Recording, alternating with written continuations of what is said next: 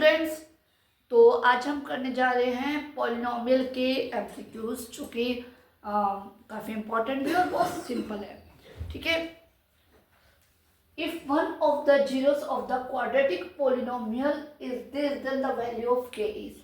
तो हमें पता है कि जीरोस क्या होता है। जीरोस पॉलिनोमियल के वेरिएबल की वो वैल्यू होती है कि अगर हम उसे पुट कर दें तो वेरिएबल का पॉलिनोमियल का रिजल्ट जो है वो जीरो बन जाएगा। तो यहाँ पे हमें ये दे रखी है पॉलिनोमियल और ये दे रखा है उसका जीरो। ठीक है। अगर हम इसे यहाँ पे इसके वेरिएबल यानी x की जगह पे पुट कर देते हैं तो उसका रिजल्ट क्या है, जीरो होगा। ठीक है। तो यही लेके हम इसे इसमें पुट करेंगे और इक्वल टू जीरो ले लेंगे, तो वहां से हमें मिलेगी k की वैल्यू। तो करते हैं k minus one x square plus के एक्स प्लस वन। अब यहाँ पे हम x की जगह पे माइनस थ्री पुट कर देते हैं। k minus one minus three की square minus three into x plus one equal to ले लेते हैं जीरो। ठीक है। तो ये जो आ जाएगा माइनस थ्री की स्क्वायर हो जाएगा nine and minus three into x ये बन जाएगा minus three x. Sorry, x की जगह वैल्यू पुट करनी थी, ना कि k की जगह। तो यहाँ पे ये k आएगा और ये भी k आ जाएगा।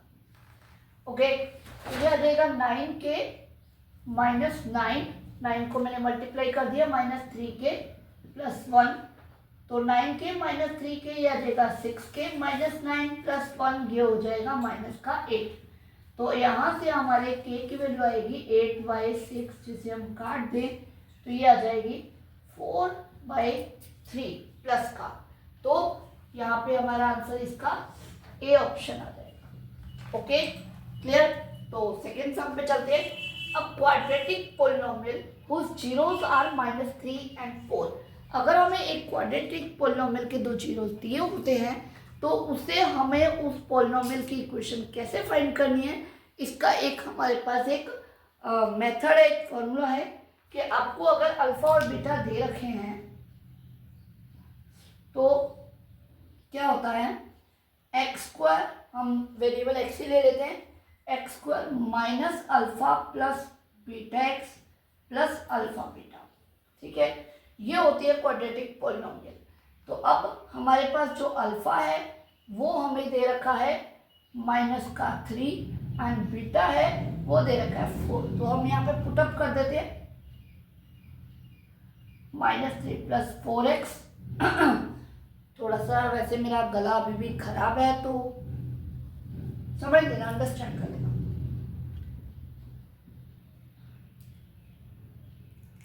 तो ये आ जाएगा minus three plus four plus का वन इंटू माइनस, तो ये आ जाएगा माइनस का एक्स और ये बन जाएगा माइनस का 12। ठीक है। अब हमारी इक्वेशन तो ये आ गई है। अब हमें देखना ऑप्शन में, यहाँ पे तो हमारा फर्स्ट ऑप्शन आंसर है। ठीक है। इसका आंसर अभी ए ही आ जाता है।